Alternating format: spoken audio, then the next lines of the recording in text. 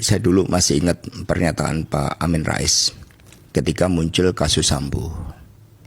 Itu kan kemudian dengan kasus Sambo itu kan terbuka kan. Bagaimana judi dilindungi oleh oknum-oknum polisi, tambang ilegal dilindungi oknum polisi, narkoba dilindungi oleh polisi. Pak Amin Rais kan kemudian mengingatkan wajah Polri itu sama dengan wajah presiden loh. Itu saya sampaikan kepada Pak Jokowi. Pak, apa yang disampaikan Pak Amin Rais harus menjadi suatu pedoman yang baik di dalam menegakkan kasus Sambo. Tapi kan ternyata juga masih menampilkan sisi gelap sampai hari ini terhadap kasus tersebut. Bahkan ada perlindungan terhadap persoalan Sambo ini. Saya kan ada Roni Talapesi yang tahu persis terhadap persoalan itu.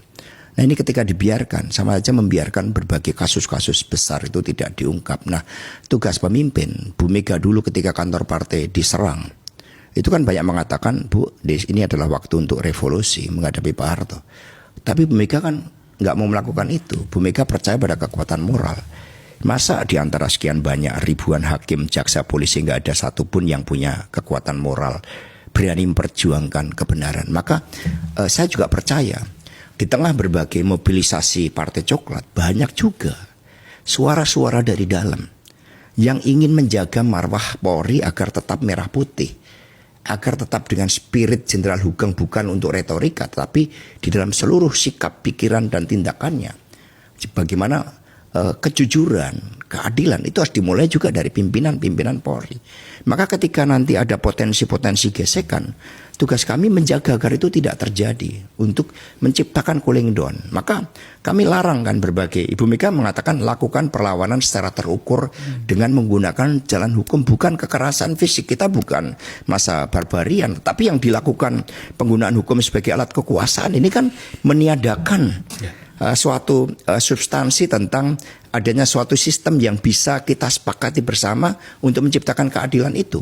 Kita semakin jauh dengan Singapura, kita semakin jauh dengan negara-negara tetangga akibat persoalan hukum ini, dan implikasinya sangat luas.